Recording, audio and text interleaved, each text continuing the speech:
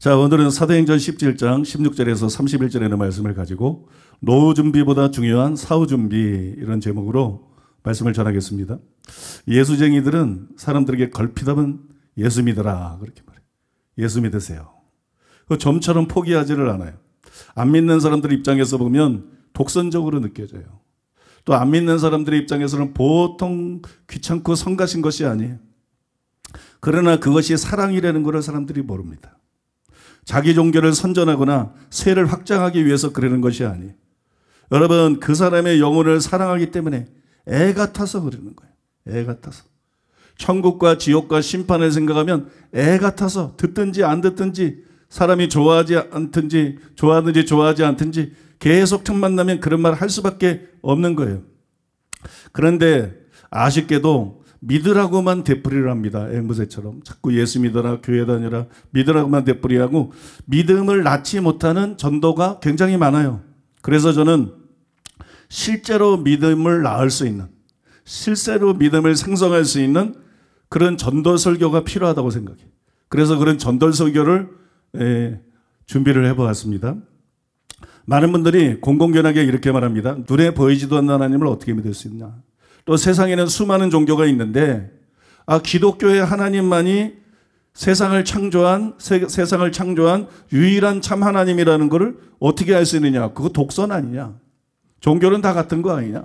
근데 왜 예수 믿는 거 외에는 천국 갈 길이 없고 나머지는 다 우상이라고 얘기를 하느냐. 그렇게 말들을 해요. 저는 목사지만 이 말들이 이해가 갑니다. 왜냐하면 솔직히 저도 때로는 의심을 했었기 때문이에요. 의심이 제게 들어올 때가 많이 있었어요. 저는 성경을 연구해서 그대로 가르치는 것에 큰 가치를 두고 살아왔습니다. 또 하나님 말씀대로 살아보려고 기도하고 싸우고 노력하면서 살아왔습니다. 또한 복음을 전파해서 가능한 많은 영혼들을 구원하기 위해서 살아왔어요. 그런데 하나님이 계시지 않으면 이게 다 무슨 의미가 있죠? 하나님이 계시지 않으면 다 헛것이에요. 저나 여러분들이 믿고 신앙생활하고 노력하는 모든 게 다 헛것이에요. 그냥 헛수고한 것이 돼버립니다. 고린도전서 15장 14절, 17절로 19절. 그리스도께서 만일 다시 살아나지 못하셨으면 우리가 전파하는 것도 헛것이요 또 너희 믿음도 헛것이며, 그리스도께서 다시 살아나신 일이 없으면 너희의 믿음도 헛되고 너희가 여전히 죄 가운데 있을 것이요 또한 그리스도 안에서 잠자는 자도 망하였으리니, 만일 그리스도 안에서 우리가 바라는 것이 다만 이 세상의 삶뿐이면 모든 사람 가운데 우리가 더욱 불쌍한 자이리라. 부활이 없으면 헛것인 것처럼 하나님이 살아계시지 않으면, 하나님이 존재하지 않으면 우리 믿음은 헛것입니다. 괜히 믿는 거 쓸데없이. 성경 연구하는 거 다 헛것이에요. 말씀대로 살려고 노력하는 거 헛것입니다. 많은 영혼들을 구원하기 위해서 선교하는 것도 다 헛것이에요. 만약 하나님이 계시지 않으면 난 뭘 위해서 사는 것이? 만일 하나님이 계시지 않다면 나는 도대체 무엇을 위해서 지금까지 살아온 거지? 그럼 내 인생은 뭐가 되는 거지? 그런 의심, 그런 허탈감이 한동안 저를 괴롭혔어요. 목사가 이런 의심을 했더니 충격일 수도 있어요. 본래 저는 의심이 없는 사람이에요. 어렸을 때부터 하나님에 대한 의심이 전혀 없었습니다. 천국과 지옥에 대한 의심이 전혀 없었어요. 그런 제가 목사가 되어서 뒤늦게 의심하게 된 데에는 그럴 만한 이유들이 있었어요. 저는 회교의 테러와 인권 유린과 기독교의 박해, 또 그럼에도 불구하고 회교가 빠르게 성장하는 것을 보면서 이해할 수가 없었어요. 또 여러분, 칼빈이 사람의 계명으로 기독교를 얼마나 망쳐놨어요. 다른 종교뿐만 아니라 예수 믿는 것도 힘든데 예수 믿는 사람 중에서도 수많은 사람이 지옥 가게 칼빈이 만들어냈어요. 거짓 교리를 통해서 방심하고 살다가 수많은 목사와 신자들이 지옥에 가도록 기독교가 망가졌어요. 칼빈 때문에 기독교가 너무 변질이 되고 칼빈 때문에 기독교가 너무 훼손이 됐어요. 그런데 하나님은 왜 칼빈을 가만 내버려 두셨지? 또 성경도 그래요. 왜 이렇게 성경을 모호하게 썼지? 왜 이렇게 성경을 착각하기 쉽게 썼지? 하나님은 전지한데, 미래를 아시는데, 교회가 앞으로 어떻게 될 거를 아시는데 왜 여기에 대해서 아무것도 안 하셨지? 이런 의문이 막 제 속에 들어오는 거예요. 또 내 신을 너희 속에 두어 내 율례와 규례를 지켜 행하게 하겠다. 이렇게 약속하셨는데 그러면 성령 받고 믿고 의지하면 말씀대로 살 수 있게 되지. 근데 왜 이렇게 많은 사람들에게 안 되지? 왜 성경대로 이게 그렇게 쉽게 안 되지? 이게 실체가 맞나? 복음이 진짠가? 뭐 이런 의문도 막 들어오는 거예요. 또 성경에는 선지자와 예언의 은사가 있고 구약뿐만 아니라 신약 성경에도 선지자가 있는데 왜 성경에 나오는 선지자처럼 정확하게 틀리지 않는 그런 예언자가 어떻게 전 세계에 한 명도 없지? 근데 어떻게 성경이 맞는다고 말할 수 있는가? 나는 이게 저한테는 굉장히 심각한 의문이었어요. 막 의심이 스물스물 생기는 거예요. 실제하고 다르잖아.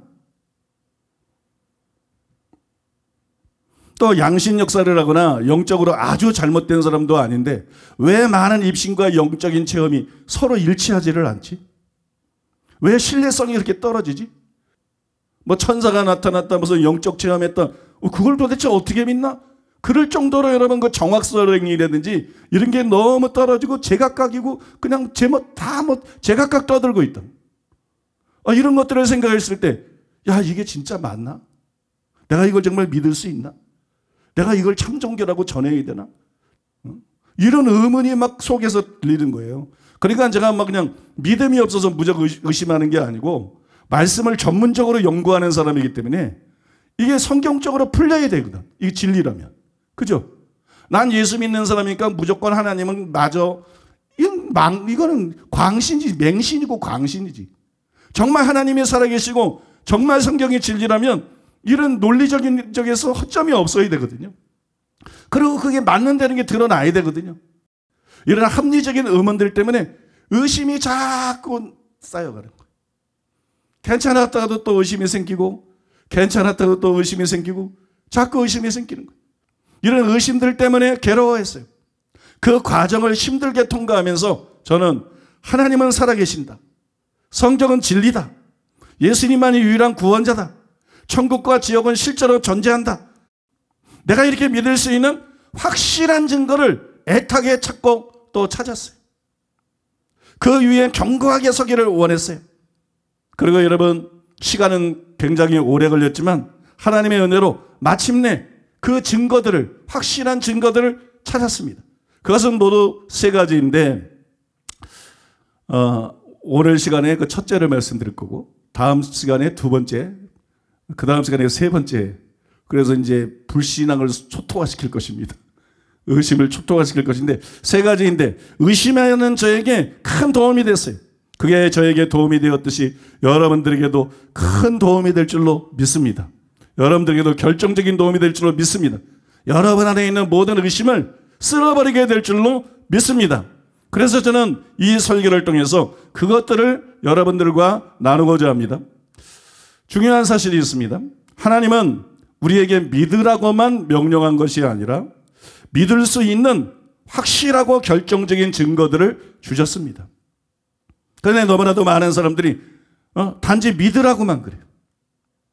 하나님이 주신 증거를 정확하게 설명하고 제시해서 그 증거의 기초에서 믿게 해야 돼. 증거를 보여주시면 아니면 믿어라. 그 요구는 불이한 거야. 그건 무모한 것이고 그건 비이성적인 것이고 그건 잘못된 요구입니다, 여러분. 믿습니까? 왜 성경에서 하나님께서 믿으라고만 말씀한 것이 아니라 분명히 증거를 주셨기 때문입니다. 그 다음에 그 증거를 가지고 복음을 전하라고 말씀하고 있기 때문이에요. 그래서 저는 여러분에게 단지 믿으라 이렇게 말하지 않을 거 아니에요. 실제로 믿을 수 있게 확실한 증거들을 제시할 것입니다. 그래서 여러분들이 해야 될 일은 한 가지예요. 마음을 열고 이 설교를 듣는 거예요. 공정한 마음으로 듣는 거예요. 무조건 믿어달라고 안 그래. 듣고 나서 못 믿겠다. 못 믿겠는 걸 어떻게 믿지 말아야지. 그죠? 그런데 여러분 들어보니까 맞는 말이다. 논리적이고 합리적이고 이거 정확한 말이다. 그때도 안 믿으면 안 돼. 그때는 믿어야죠. 이 설교를 열린 마음으로 공정한 마음으로 들으세요. 오늘은 첫 시간이니까 오늘 듣고 끝내지 말고 다음 주도 듣고 그 다음 주도 듣고 검사를 건강검진을 왜 받아? 위험 때문에 받은 거 아니에요? 위험 때문에? 근데 암이 위험해요? 지옥이 위험해요? 암이 위험합니까? 영원한 멸망과 지옥이 위험합니까? 그런데 여러분, 그 위험을 생각해서라도 이런 설교 정도는 들어줘야지. 천국과 지옥이 있다는데 적어도 그 위험을 알아는 봐야 될 거 아니야. 그걸 피해갈 생각을 해야 될 거 아니야. 그죠? 듣고 나서 생각해야 될 거 아니에요. 듣고 나서 결정해야 될 거 아니에요. 그래서 이번 주도 다음 주도 그 다음 주도 꼭 듣는 여러분 되시기를 예수님의 이름으로 축복합니다. 첫째로 따라해 보겠습니다. 첫 번째 증거.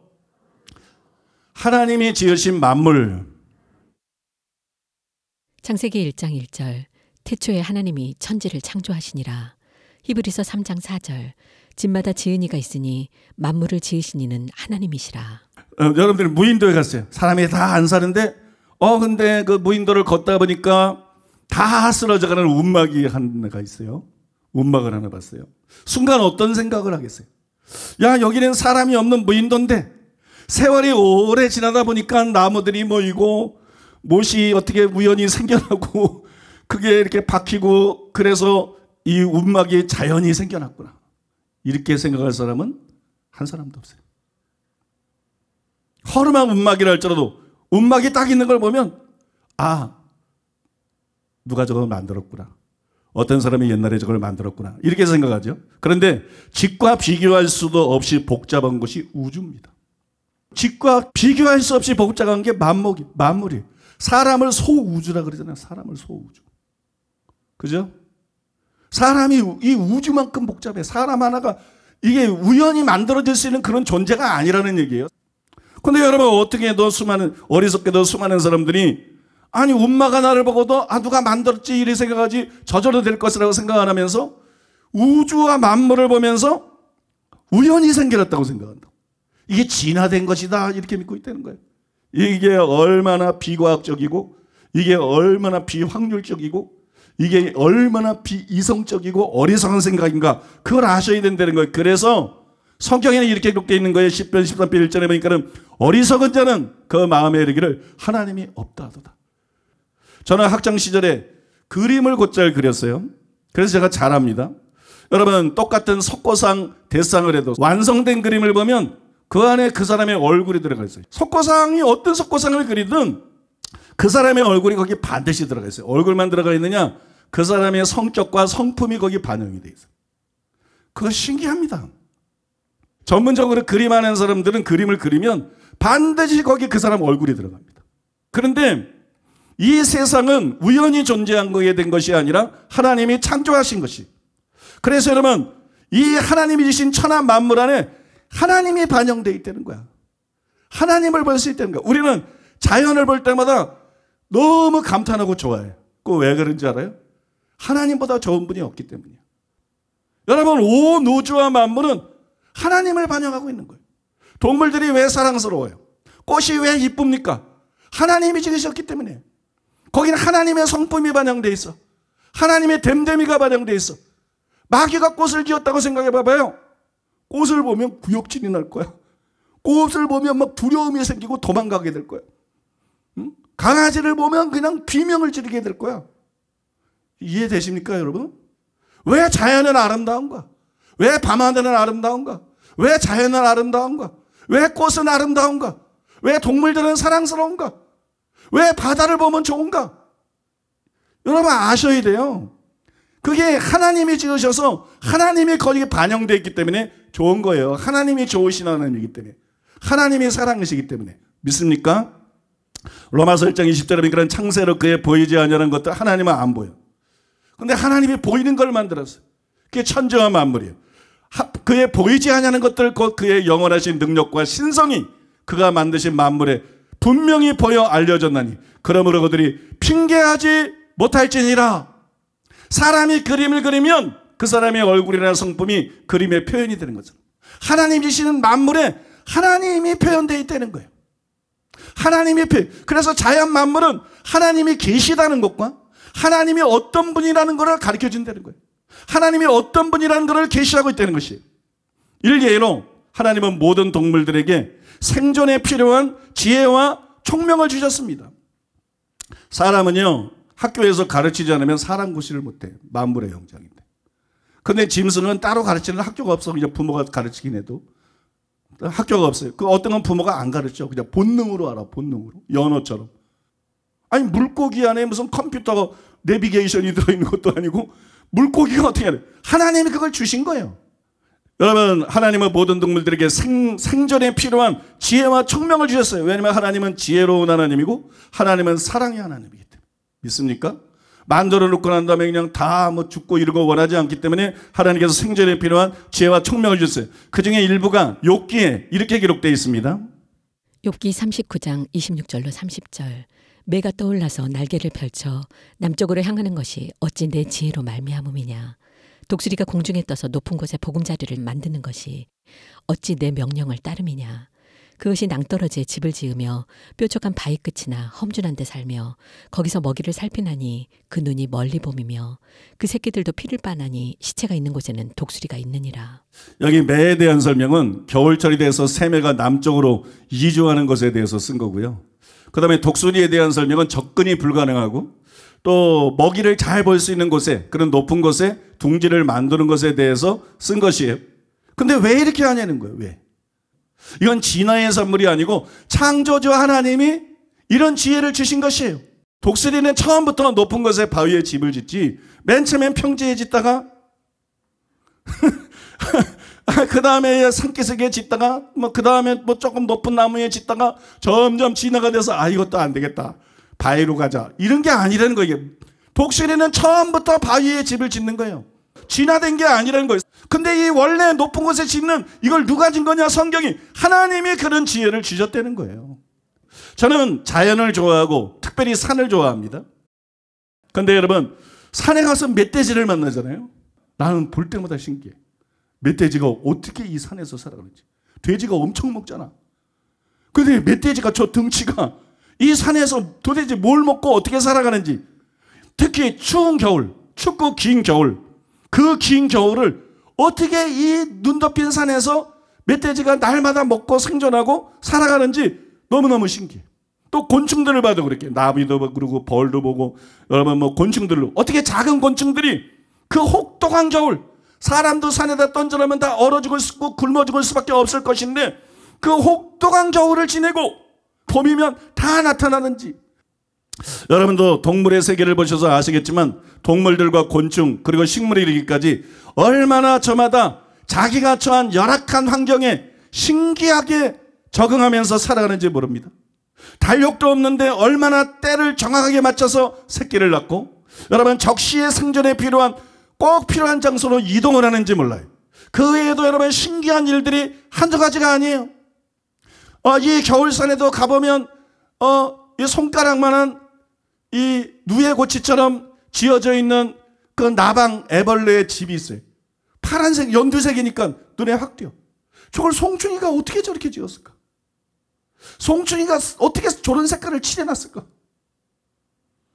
더 기가 막힌 거는 제가 어느 날은 산에 가다가 가파른 데 올라가다 보니까 딱 눈을 들었더니 앞에 호리병이 있어. 도자기가 있어. 아니 산에 웬 도자기가 있나? 제가 가까이 가봤더니 그게 벌집이에요. 벌이 지어놓은 집인데 도자기를 빚어놓은 것처럼. 그게 진화입니까 여러분? 그건 진화하고 아무 상관없는 거예요. 벌집은 꼭 반드시 이렇게 만들어낼 이유가 없는 거예요. 근데 이 벌은 왜 무슨 예술가처럼 도자기 모양의 벌집을 꼭 만드는 건? 여러분 이건 진화가 아니라는 거예요. 그렇게 진화될 필요도 없는 거예요. 근데 다양성인 거예요. 하나님이 창조주시고 하나님이 다양한 하나님이기 때문에. 믿습니까? 하나님이 다양한 하나님이기 때문에 하나님의 그 창조의 솜씨가 이렇게 저렇게 그렇게 여러분 나타나는 것이에요. 그 외에도 여러분 신기한 일이 얼마나 많아요. 일례로 아주 추운 지방에서는 겨울 내내 몸이 얼어요. 어느 정도로 얼으냐? 눈동자도 다 얼어요. 눈도. 몸이 전체가 다 얼어. 뇌도 다 얼어. 심장도 얼어. 그러니까 숨도 못 쉬어. 숨이 끊어져. 심장 박동도 끝났어. 다 얼었으니까. 다 얼었어. 누가? 개구리가? 개구리가 여러분 꽝꽝 얼음덩어리처럼 얼어. 꽝꽝. 그럼 얼어서 몇 개월 동안 숨도 안 쉬고 몇 개월 동안 먹지도 않아. 숨쉬도 않고 먹지도 않다가 봄이 오면 이 얼음 개구리가 슬 녹아. 눈도 얼어서 뿌였다가 눈이 얼으면서 눈동자가 초롱초롱해져. 그러면서 얘가 조금 있으면 펄쩍펄쩍 뛰어. 심장이 다시 뛰고. 부활이에요? 여러분, 이 개구리가 이름이 뭐냐? 얼음개구리. 북미의 숲개구리예요. 이게 얼마나 놀라운 사실이냐면 전 세계 과학자들이 완벽한 냉동 보관, 그 다음에 해동 기술, 완벽하게 사람에게 생물에게 손상을 입히지 않게 냉동했다가 해동하는 거. 이 기술을 발견하려고 전 세계 과학자들이 연구하고 뛰었는데 아무도 발견 못했어. 근데 개구리가 1등해서. 여러분, 이게 진화냐는 거예요. 진화. 이건 진화가 아니라는 거예요. 하나님이 그렇게 만든 거예요. 만약에 사람이 그럴 수 있다면 히말라야 높은 설산에서 조난을 당해도 걱정할 필요가 없을 것이에요. 이게 진화로 가능하냐? 불가능하다는 것입니다. 만약에 이런 것이 진화가 가능하다면, 개구리가 이 정도 진화되는 게 가능하다면 진화의 최상층에 있는 게 사람이 아닙니까? 그러면 사람은 왜 못 날아다녀? 사람 벌써 날아다녀야지, 그죠? 여러분, 사람은 물속에서 숨을 쉬어야지. 사람은 불 속에 들어가서 타지 않는 그런 존재가 됐을 거예요. 단순히 진화로 개구리가 이 정도에 도달하는데, 그죠? 진화의 최고봉이 사람인데, 사람은 뭐야? 이 사람처럼 이게 허접한 게 없어요. IQ만 좀 높지, 그죠? 동물들하고 능력을 비교해봐요. 시력이나 청력이나 모든 면에서 동물하고 능력을 비교해. 달리기나 높이뛰기나 나는 거나 동물들의 능력이 얼마나 대단합니까? 하나님께서는 만든 거예요. 하나님께서 만든 거. 그렇지 않으면 사람의 몸은 왜 이렇게 진화가 더디냐고. 그죠? 사람의 몸은 왜 이렇게 그러니까 이건 진화의 산물이 아니에요. 사람은 원래 이렇게 만든 거예요. 왜? 동물하고 경쟁하는 존재가 아니에요. 동물들은 그런 능력들이 굉장히 뛰어나야 돼. 보는 거, 듣는 거, 뭐 달리는 거, 높이 뛰는 거, 뭐. 근데 사람은 그런 게 뛰어날 필요가 없어. 하나님께서 사람은 천하 만물을 다스리라고 만들었다 그랬어요. 믿습니까? 그러니까 사람을 다스리려니까 머리가 좋으면 되는 거야. 그러니까 IQ 면에서는 짐승하고 비교할 수 없을 정도로 사람이 IQ가 높은 거예요. 그죠? 그러나 다른 기능이나 능력에서는 사람이 훨씬 떨어지는 거야. 이거는 같이 싸우는 존재가 아니야. 동급의 존재가 아니야. 그 위에서 다스리는 존재이기 때문에. 그래서 여러분, 다른 능력이 뛰어난 짐승들이 다스립니까? 바다든 산이든 땅이든 어디든 사람이 지금 전 세계를 다스리고 있지. 여러분 믿습니까? 진화로는 이렇게 안 되는 거예요. 이게 진화가 아니라 하나님이 그렇게 사람은 사람으로 짐승은 짐승으로 그분을 이어서 창조하셨기 때문에 우리가 보고 있는 이런 세계가 지금 존재하고 있다는 것입니다. 그러니까 여러분, 진화가 아니라 창조된 것이 확실하고 창조주 하나님이 계시다는 것이 확실하다는 것이에요. 믿습니까? 여러분, 제게는 이것보다도 훨씬 강력한 증거가 있어요. 제가 한참 의심으로부터 공격받고 있을 때 하루는 수영관에서 차를 타고 내려오는데 호련히 이런 생각이 들었어요. 태초에는 공기, 물, 흙, 암석밖에 없었을 것이다. 그런데 완전히 멸균 처리된 공기, 물, 흙, 암석만 있는 밀폐된 공간을 만들어 햇빛이 들어가게 하고 오랜 세월이 지나면 생명체가 나올 수 있을까? 작은 균이라도 무생물이 아닌 생명체가 나올 수 있을까? 즉 무생물에서 생물이 나올 수가 있을까? 이것은 진화론에서 말하는 최초의 상태와 같은 것이다. 처음에는 생명체가 없었을 것이기 때문이다. 때문에 진화론이 맞다면 생명체가 나와야 한다. 그러나 절대로 나올 리가 만무하다. 그렇다면 무생물과 생물의 간극을 이을 수 있는 것은 창조밖에는 없다. 무생물과 생물의 간극, 그죠? 그 틈, 이걸 메울 수 있는 것은 창조밖에 없다. 진화론은 답이 아니다. 그러므로 생명을 만든 창조주 하나님이 계시고 진화가 아니라 창조가 옳다고 볼 수밖에 없다. 와, 어쩌면 이 단순한 설명을 통해서 하나님이 계시다는 것을 확실히 증명할 수가 있겠구나. 제가 깊이 생각하면서 그런 생각을 하고 있었어요. 그걸 이제 생각을 머릿속으로 정리를 하고 있었어요. 그리고 차 안에 있는 분들에게 그걸 말했어요. 근데 그날 마침 동승한 사람이 누구냐면 서울대를 졸업한 이주선 목사님이었어요. 그 이주선 목사님이 제 말을 듣더니 파스테르가 실제로 그런 실험을 했다고 그러더라고요. 제가 귀가 솔깃해졌어요. 그래서 들었는데 진화론의 경도된 학자들은 그런 환경을 만들어서 햇빛을 비춰주면 생명체가 나올 거라고 생각을 했지만 파스텔가 과학적인 실험을 통해서 생명체가 생기지 않는다는 것을 과학적으로 증명을 했다는 것이에요. 그 설명을 통해서 무생물과 생물은 완전히 서로 다른 종류고, 햇볕 쬐고 물 주고 시간이 지난다고 해서 무생물에서 생명체가 나올 수가 없다는 것이 증명이 됐다는 것입니다. 그 말을 하면서 제가 방금 전에 말한 그 생각이 과학적으로 이미 증명된 사실을 말하고 있는 거예요. 나도 과학자인가 봐. 아무튼 여러분, 과학적으로 이미 다 증명된 사실을 지금 목사님이 말씀하고 있는 겁니다. 그 말 듣고 제가 속으로 쾌재를 불렀어요. 왜냐하면 이거야말로 진화론이 아니라 창조론이 옳다는 단순하지만 결정적인 증거 아닌가? 단순하지만 결정적인 증거. 즉 창조주 하나님이 계신다는 간단하지만 결정적인 증거 아닌가? 그래서 더 자세히 알고 싶어 했어요. 그랬더니 다음날 이주선 목사님이 더 자료를 이렇게 찾아보고 알아보고 난 다음에 제게 메일을 보내왔습니다. 이렇게 메일을 보내왔어요. 어제 수양가에서 내려오면서 말씀드렸던 파스텔리에 관한 자료를 정리해 보았습니다. 그의 순서는 우선 파스텔리에 의해 무생물에서 생물이 발생할 수 없다는 것을 증명하는 내용을 적었고, 그 후에는 파스텔리의 주장 이후 그에 대한 반론으로 제기되었다가 폐기된 화학 진화론에 대해서 적었습니다. 일단 17세기까지 과학계의 정설로 받아들여졌던 자연 발생설, 이 자연 발생설은 생물은 무생물에서 저절로 생겨날 수 있다, 그런 주장이죠. 진화론과 같은 주장이에요.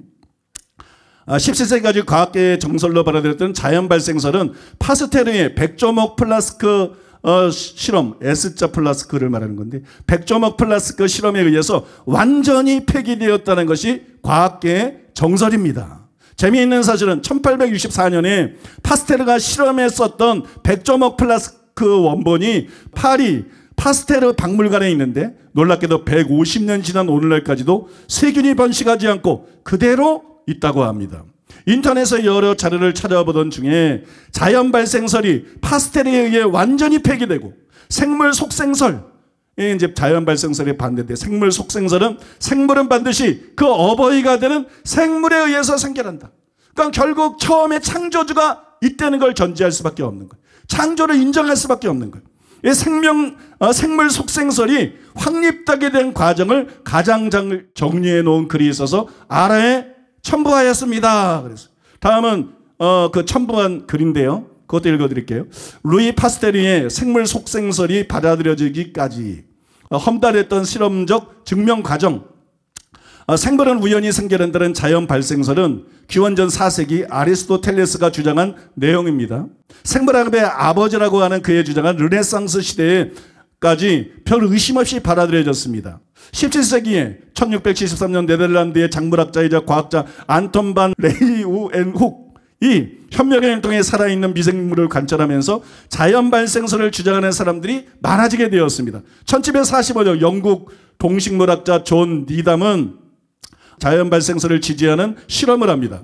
당시에는 열을 가하면 모든 생명체가 죽는다고 알고 있었기 때문에 니담은 음식물을 가열하고 다른 생명체가 들어가지 못하도록 막는다면 자연 발생의 여부를 확인할 수 있을 것이라고 생각했습니다. 그래서 니담은 우선 양고기 육즙을 플라스크에 넣고 끓였습니다. 그 플라스크를 마개로 단단히 밀봉하고 며칠이 지난 후 육즙을 꺼내어 현미경으로 살펴보았습니다. 그 결과 육즙 속에서는 작은 미생물이 관찰되었고, 니담은 이 실험을 통해 미생물은 무생물로부터 자연 발생하는 것이라고 주장하는 생기론을 옹호하게 됩니다. 미생물은 아무것도 없는 자연 상태에서 생겨난다는 결론을 얻었습니다. 하지만 니담의 실험의 문제점을 1765년 이탈리아의 동식물학자인 라파로 스팔란차니가 반박합니다.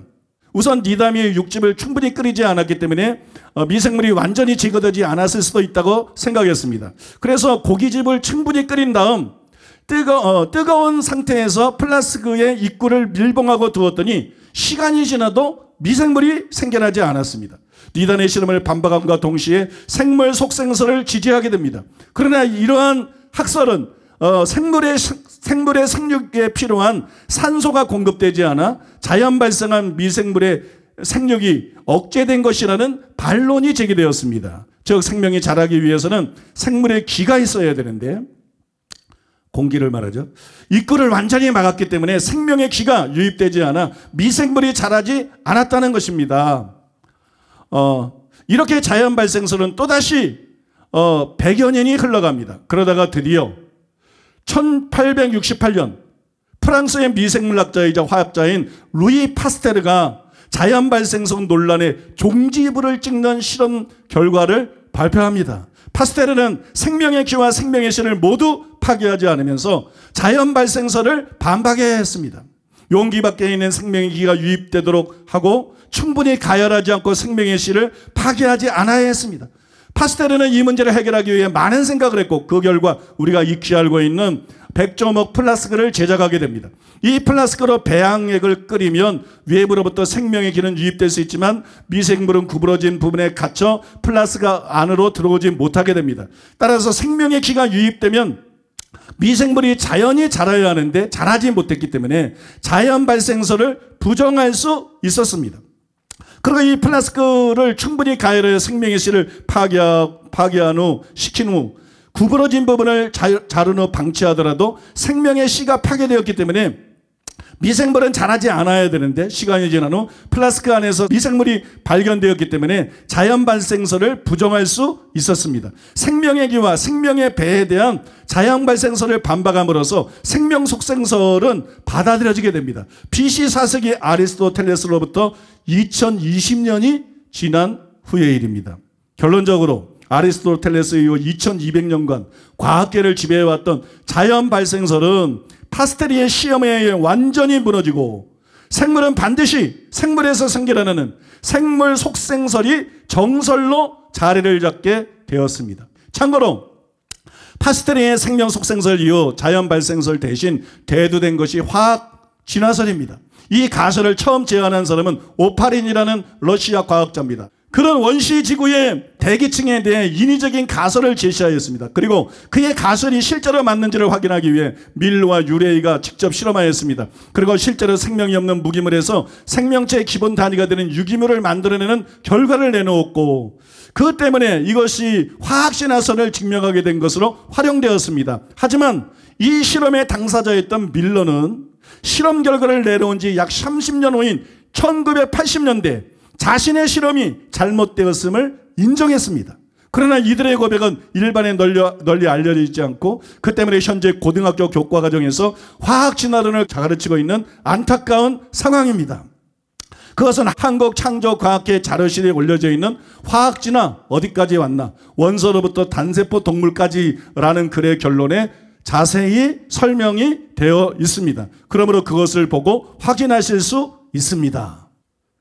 여러분 읽어드린 것처럼 무생물에서 생물이 나올 수는 없어요. 생물이 처음부터 존재하지는 않았을 거예요.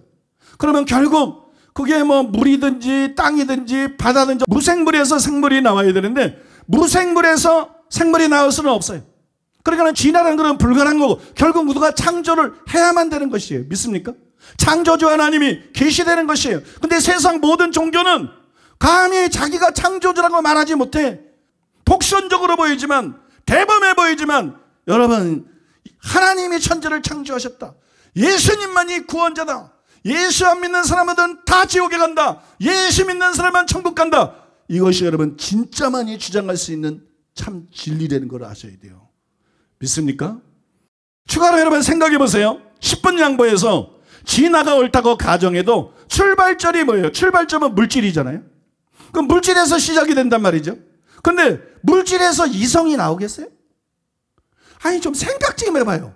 물에서 이성이 나오겠나? 흙에서 바위에서 모래에서 이성이 나오겠어? 이성이? 생명도 없는데 생명도 없는 무생물인데 여러분 생명 갖고 있는 풀 나무도 이성이 없는데 고등생물들만 이성을 갖고 있는데 물질에서 이성이 나오겠느냐고요. 여러분 물질에서 양심이 나오겠어요? 더구나 물질에서 영혼이 나오겠어요? 영혼이? 상식적으로 생각하다 말이 안 되는 거거든요. 응? 돌이 식물을 낳을 수는 없잖아요. 그죠?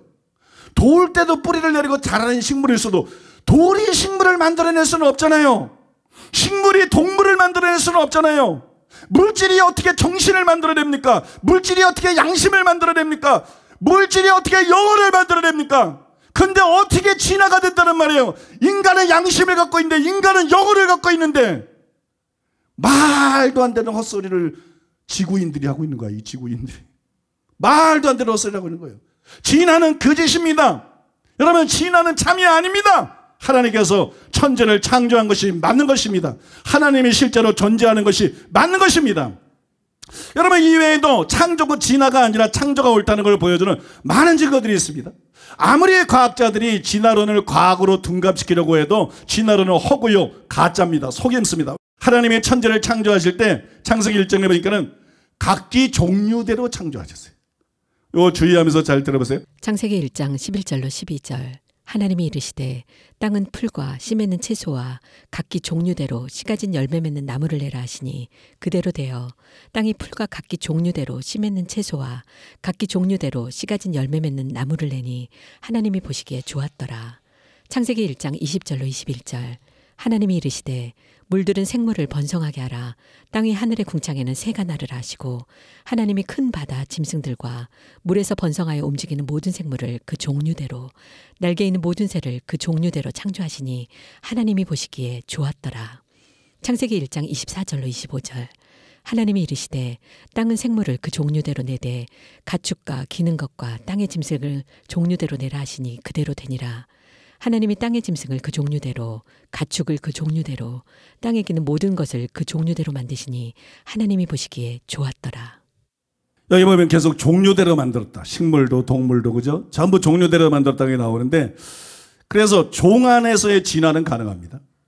그래서 뭐 어느 섬에서 뭐 새가 어떻게 됐다, 무슨 동물이 어떻게 됐다, 이게 많이 나오잖아요. 그래서 사람들이 이 여기에 맞춰서 이렇게 진화가 된 걸 보니까 진화론이 맞구나. 이게 잡변하면 속을 수 있어요. 그게 진화의 증거가 아니에요. 그게 가능하다고 진화가 가능하다는 말이 아니라는 거예요. 쉬운 예를 하나 들어드리면, 하나님이 천지를 창조하실 때 아담과 하와를 만드셨어요. 첫사람 아담과 하와를 만드셨어요. 이들을 통해서 인류가 이제 지구로 퍼져가는데 거기서 뭐가 생겨납니까? 흑인종, 황인종, 백인종이 생겨요. 아담은 셋 중에 하나였을 거 아니에요, 그죠? 그러면서 세월이 오래되니까 백인종, 황인종, 흑인종, 그 외에도 여러 가지 인종들이 생겨난다는 거예요. 질병도 코로나19도 자꾸 변이가 되잖아. 업그레이드가 되잖아. 그죠? 그게 진화의 증거가 아니라는 것이에요. 그게 진화의 증거가 아니다. 그러나 코로나19가 변이가 돼봤자 코로나지, 코로나19가 변이가 돼가지고 사람이 되겠냐고. 그런 게 아니라는 거예요. 여러분 이해가 되십니까? 그 다음에 개나 고양이를 비롯해서 모든 종의 여러 품종이 있는 거예요. 하나님께서 개를 만드는데 새파트도 만들고 삽살개도 만들고 진돗개도 만들고 모두 만들고 그렇게 하신 게 아니에요. 하나님이 그냥 개를 만든 거예요. 그냥 하나님은 고양이를 만든 거고. 이해가 되십니까? 그냥 하나님은 소를 만들고 닭을 만들고 여러 가지가 나오는 것이에요. 그러게 여러분, 그래 여러 가지 품종이 있는 거죠. 그러나 이거는 종 안에서 이렇게 다양성이 생기는 거지, 종과 종 사이를 뛰어넘는 진화는 결코 일어나지 않습니다. 한 종류 내에서 변이가 생길 가능성은 얼마든지 있지만 같은 종 내에서의 작은 변이가 쌓여서 다른 종이 되는 거. 개가 고양이가 되고 고양이가 원숭이가 되고 원숭이가 이렇게 다른 종이 되는 거. 그게 진화론이거든요. 진화론은 유전적인 근거가 전혀 없다는 것이에요. 바꿔 말해서 종 내에서의 다양한 생명체가 보이는 것은 당연하지만 아메바에서 시작해서 원숭이가 되고 원숭이가 진화해서 사람이 되었다고 하는 과학적인 증거는 지금까지 단 하나도 없다는 것이. 또 만약에 진화론이 맞다면 한 생명체에서 다른 생명체로 서서히 변화되는 중간 형태의 생명체가 있어야 되거든요. 개만 있으면 안 돼. 고양이만 있으면 안 돼. 개도 아니고 고양이도 아니고, 그죠? 중간 형태의 생명체들이 막 발견이 되어야 된다고요? 근데 그런 것을 보여주는 화석이 없습니다. 화석들은 정확하게 하고 종을 보여주지 이것도 아니고 저것도 아니고 중간 형태의 화석이 없다는 거예요. 왜냐면 그런 게 존재하지 않았다는 거. 그게 무슨 말이냐? 진화된 적이 없다는 거죠. 원래부터 개는 개로 존재하고 고양이는 고양이로 존재하고 원숭이는 원숭이로 존재하고 사람은 사람으로 존재해온 것이지 진화돼서 다른 종으로 바뀐 일이 없다는 거예요. 이거를 여러분 다윈도 알고 있었어요. 진화론을 주장한 다윈도 알고 있어 다윈이 크게 당황을 했습니다. 그리고 이렇게 실토했습니다. 오래전에 독자는 이 부분에 이를 것이고 많은 어려움이 그에게 떠오를 것이다. 그 문제가 너무 심각해서 오늘 나는 어느 정도 망설이고 주저하면서 그 문제들을 생각해보지 않을 수가 없다. 만일 종들이 좋은 등급에 의해 다른 종으로 계통을 이어왔다면 왜 우리는 수없이 많은 과도기적 형태를 어느 곳에서도 볼 수가 없는 것일까? 왜 모든 지질학적 지층의 계통과 모든 지층의 중간 연계체가 없는 걸까? 지질학은 아주 분명하게 잘 등급이 매겨진 유기체 사슬이 없다는 것을 보여주고 있고, 아마도 이것은 이 이론에 대해 반론을 제기할 수 있는 가장 명백하고 심각한 장애일 것이다. 다윈이 스스로 이게 가장 심각한, 가장 명백한, 자기 이론을 무너뜨릴 수 있는. 실제로 여러분, 다윈은 어릴 적에 읽어보니까는 헤아릴 수 없이 많은 과도기적인 화석이 존재했을 것인데 왜 그것들이 지층에 무수히 박혀있는 채로 발견되지 않을까? 발견되지 않은 게 아니라 없는 거지. 그 다음에 언제가 지질학적 연구가 계속되면 종과 종 사이를 연결해주는 중간 단계 화석이 무수히 발견되어 자기의 이론을 뒷받침해 줄 것이며, 그렇지 않다면 자기의 이론은 무너질 것이다. 여러분, 진화론은 무너진 이론입니다. 왜? 그 스스로가 중간 단계의 화석이 발견되지 않으면 진화된 것이 아니니까. 그 이후로 진화론자들이 한 일이 뭐예요? 맨날 화석들을 발굴하는 거 아니에요? 왜냐하면 중간 단계의 화석을 발견하기 위해서.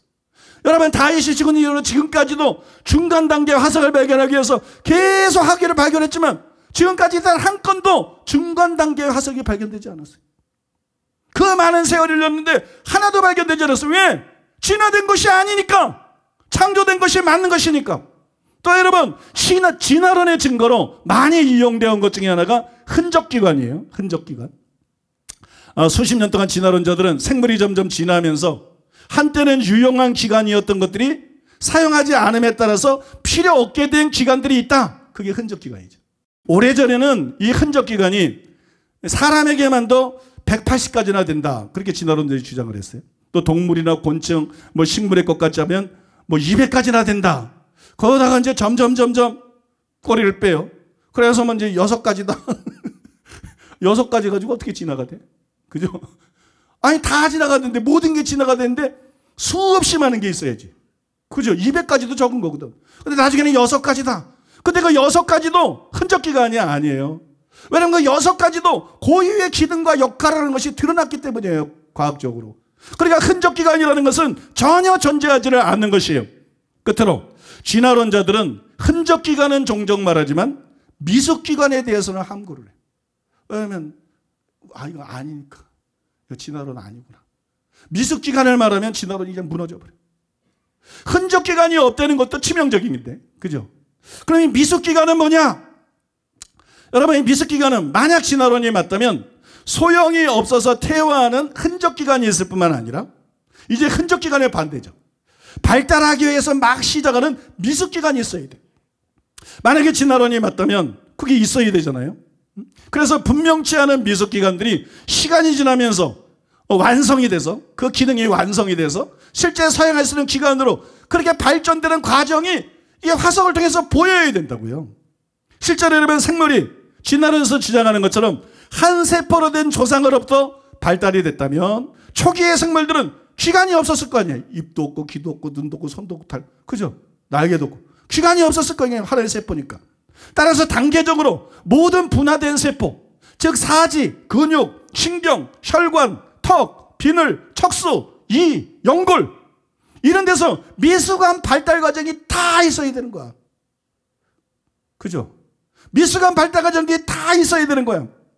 그러니까 진화론에 의하면 진화적인 수백만 종이 있었을 것입니다. 하지만 발달 중인 미숙기관은 하나도 없어요. 화석적으로 발견한 게 하나도 없어요. 모든 생물이 각자 완벽한 기능을 가진 생체 구조를 지니고 있는 거예요. 진화된 게 아니라는 거예요. 원래 그렇게 만들어졌다는 거예요. 누군가가 그렇게 창조했다는 거예요. 각 종으로 그 종류대로 아까 성경 창세기 1장을 읽은 것처럼 실제로 하나님께서 각 종류대로 전부 다르게 창조하신 것입니다. 그러니까 여러분, 진화가 맞습니까? 창조가 맞습니까?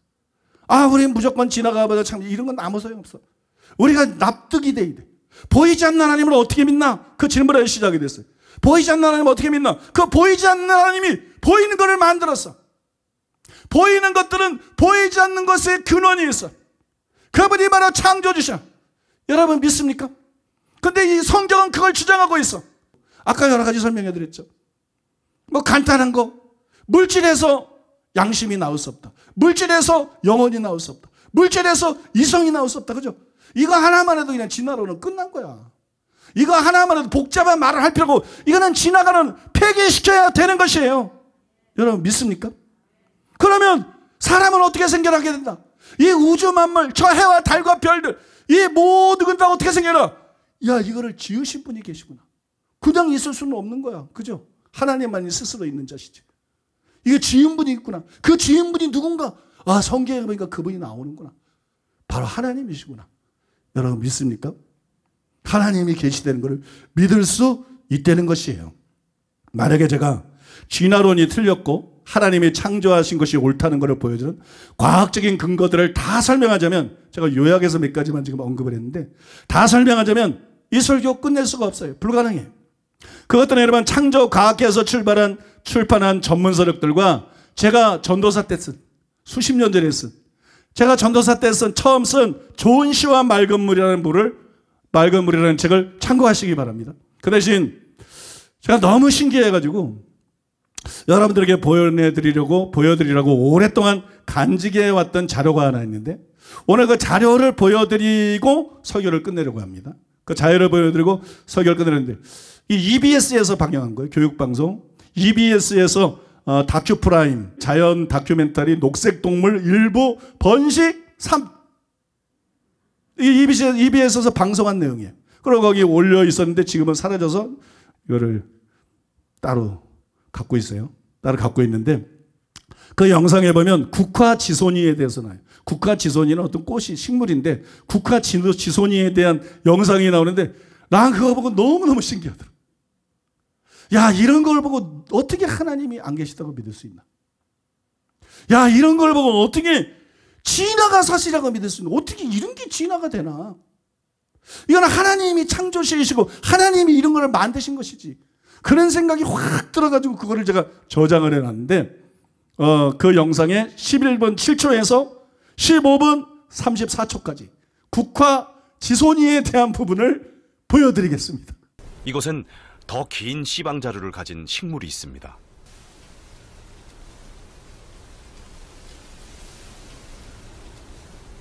이 창같이 생긴 씨방 자루의 역할은 무엇일까요?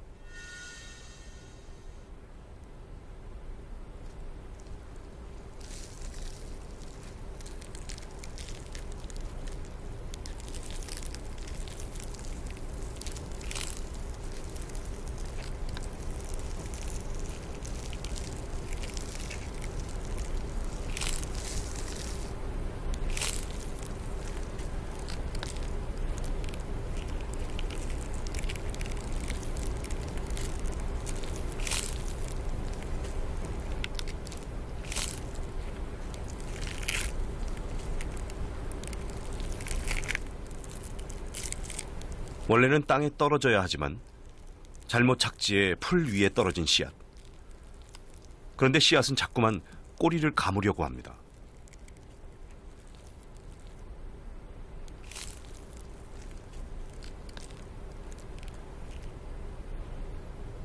이제 완벽한 형태의 씨앗이 떨어집니다.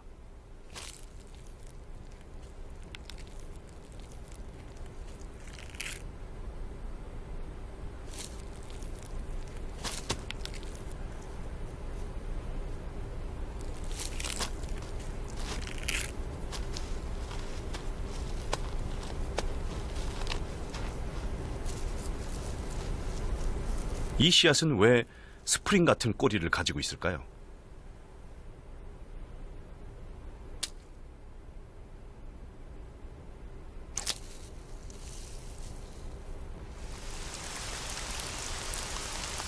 우리는 씨앗을 심을 때 심고 나서 꼭 물을 줍니다.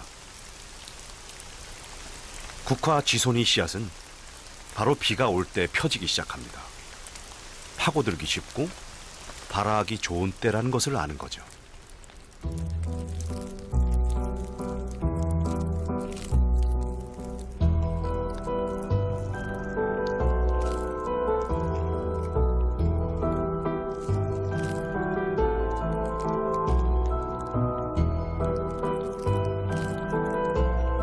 씨앗을 심는 최적의 깊이는 씨앗 크기의 1.5배. 씨앗은 이만큼을 거뜬히 파고 들어갑니다.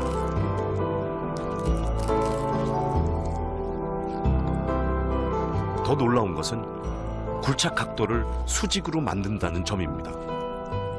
말리지 않은 꼬리 부분이 그 역할을 하죠.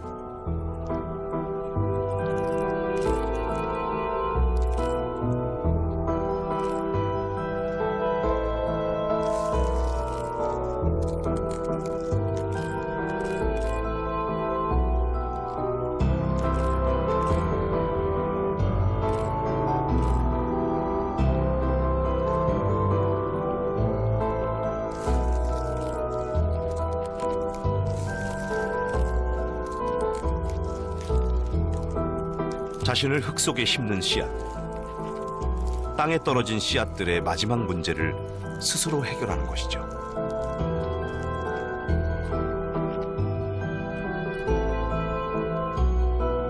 땅에 박히기도 전에 스프링이 다 풀려버려도 상관없습니다. 씨앗은 이런 경우도 예상하고 있죠.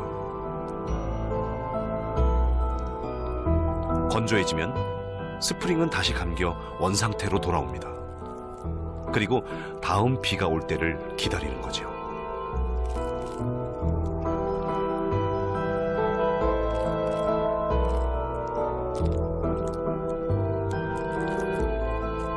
번식을 위해 마지막까지 최선을 다하는 식물. 식물의 욕망은 대체 어디까지일까요?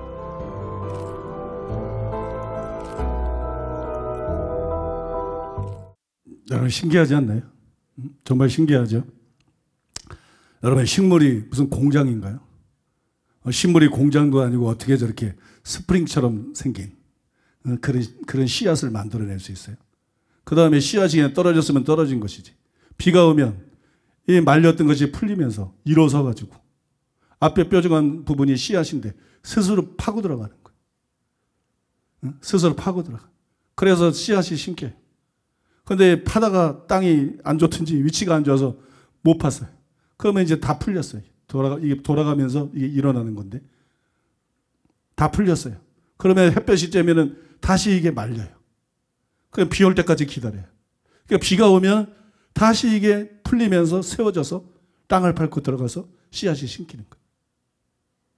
진화가 이런 거라고요? 여러분 진화가 이런 걸 만들어냅니까? 설계하는 사람도 없고 어떤 지성이 없는데 지성이 개입 안 했는데 한 폭이 풀에서 진화가 씨앗을 이렇게 만든다고요? 진화가 씨앗을 이런 모양으로 만들고 진화가 이 하나의 씨앗이 이렇게 작용하게 만든다고요? 그러면 진화가 신입니다, 여러분. 그러면 진화가 신이에요. 있을 수가 없는 내용이라는 거예요. 그냥 우연히 그냥 진화가 이런 씨앗을 만들어내고 이렇게 작동하게 하는 것은 있을 수가 없는 내용이라는 거예요. 그러니까 여러분 누가 말해도 진화는 틀린 것입니다. 세상은 진화된 것이 아니에요. 창조주가 있는 거예요. 창조주 하나님이 이렇게 만든 거예요. 독창적으로. 꽃도 얼마나 다양한 꽃이 있어요. 과일도 얼마나 다양한 과일들이 있어요. 그렇지 않나요?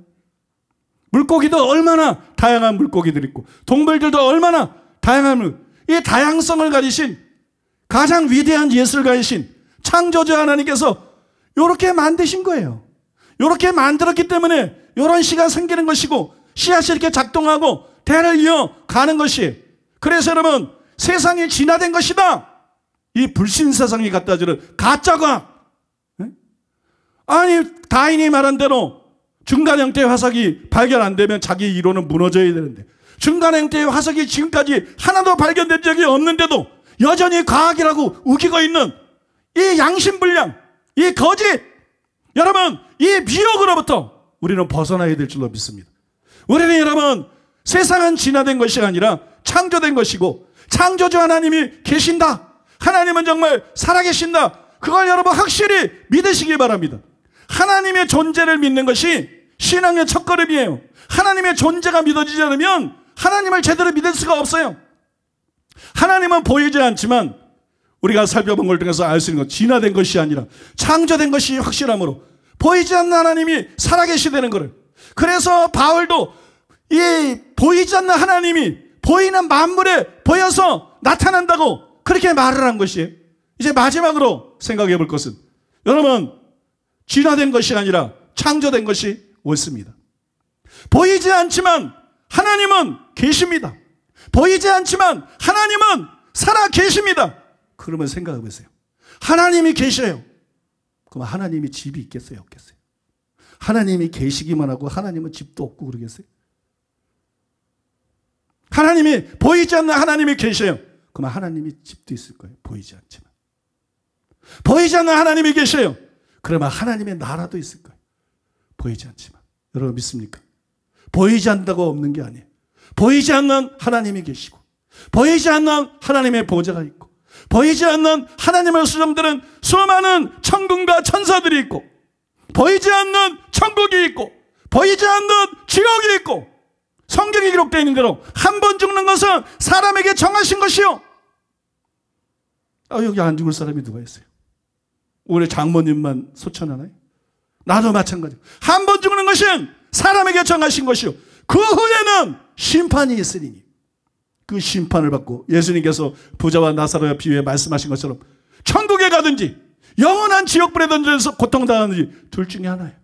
그 다음에 구원자는 예수님밖에 없습니다. 그러니 여러분, 예수님을 믿어야 되겠습니까? 안 믿어야 되겠습니까?